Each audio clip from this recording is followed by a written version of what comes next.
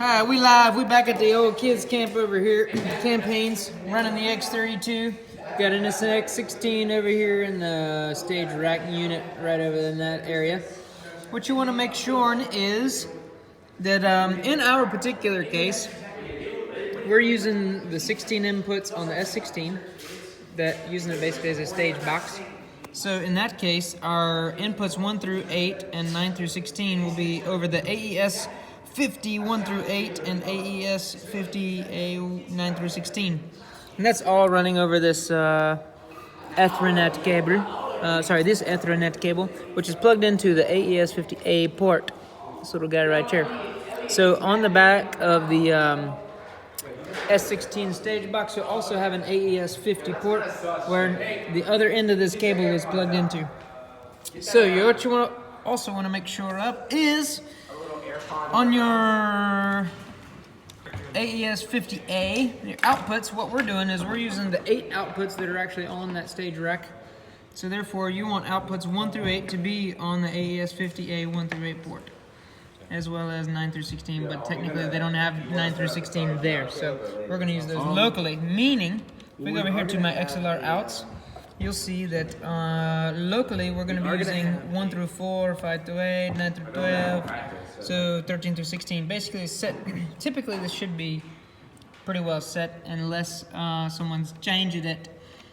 So yeah, you want to make sure that your outputs kind of look as such across the board. Take a quick gander. Then, as long as you got all that kind of set up, you should be in pretty decent shape. So how we have our setup is, of course, you got your DCAs on the top level, your bus 1 through 8. So what we have currently was we're using 4 of these as different mixes that are physically hardwired to the first 4 outputs of the S16. And we're not using number 5. We're using number 6 output as the subwoofer. So, kind of run down here and show you that.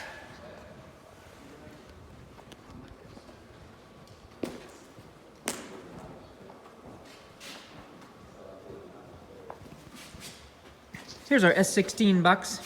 So you can see that we got our these are 4 outputs that we're trying to use. So they'll be individual mixes. So like this is the drum mix, for example, keys mix, bass mix, acoustic guitar mix. These are all physically tethered in so that they're not gonna have like a wireless pack or anything. They're just gonna be straight out of these as like a normal aux. As far as our mains are concerned, these 2 are gonna be set up, the outputs 7 and 8 are set for mains, and number 6 is gonna be set for the subwoofer.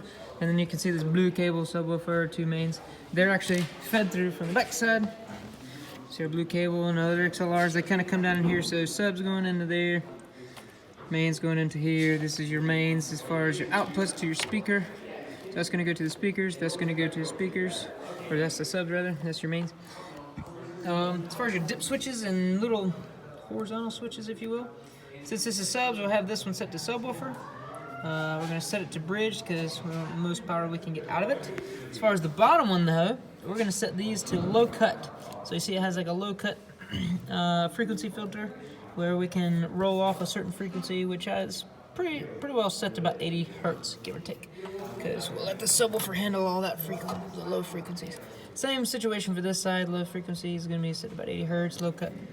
So those are the 2 inputs that you saw. This will be like 7 and 8 off the outputs rather from the front of the S16. So there's the other AES 50 port, AES 50A.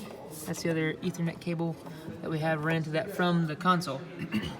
As far as the settings on the front, so since we're splitting this system, we're splitting for the first 8 outputs are actually going to be used from this S16, whereas the other 8, which would be 9 through 16, are going to be coming from that board back there. We're using this what's called a splitter. So to get this setting to pop up, you have to hold the config button, and then you'll rotate this, and you see it kind of jump around a bunch of different times or whatever. So as soon as you have it see it set to split, we're only going to do channels 1 through 8 because these 8 are going to be the ones that we're using for first 1 through 8. Now, if you wanted to do 9 through 16, you just roll this down 1 more, as long as it still says split to 9 through 16. But in our case, it's 1 through 8. So splitter, 1 through 8. So you want to make sure that that's the way this particular screen is set. And then, if that is the case, theoretically, you should be able to have all your outputs to line up with your mains. And of course your inputs, like we talked about, being 1 through 16 is used via the S16 inputs.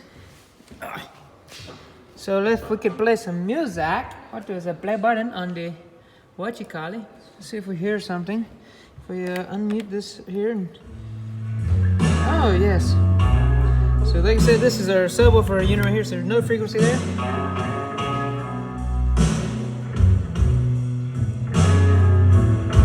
Yeah, that'll work right there. What you think?